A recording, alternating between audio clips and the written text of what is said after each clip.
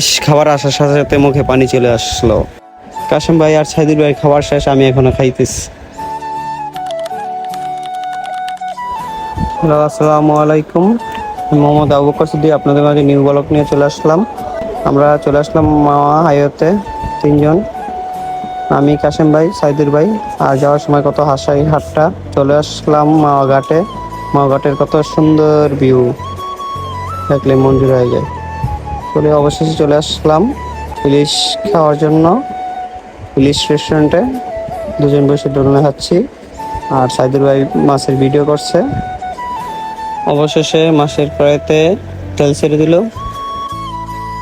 এখন মাছগুলো একটু পানি মিশিয়ে আর হলুদ মরিচ দিয়ে ঝাঁকানি দিয়ে দিল। কড়াইতে অবশেষে ছেড়ে দিল ভাজার জন্য। ভাজা মোটামুটি শেষ পর্যায়ে।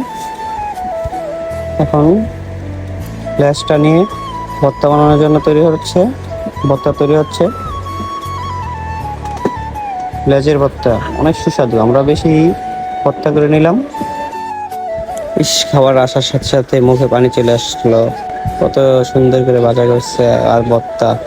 দুজনের খাবার শেষ, আমি একেই খেয়ে যাচ্ছি। আমি আর খাবার ছাড়তে যাচ্ছি না, অবশ্যই খেয়ে যাচ্ছি। দুজনের খাবার শেষ। অবশেষে আমার তিনজনের খাবার শেষ পর্যায়ে। অবশেষে হাত মুখ ধোয়ার জন্য চলে আসলাম। সাইদুল ভাইয়ের সাথে ভিডিও করছি। খাওয়া দাওয়া শেষ করে আবারও গাড়ি চলে আসলাম। গাড়ি চলে এসে দেখি ট্রেন যাচ্ছে। ট্রেন, কত সুন্দর ভিউ। বাই বাই মামা, টাটা, বাই বাই।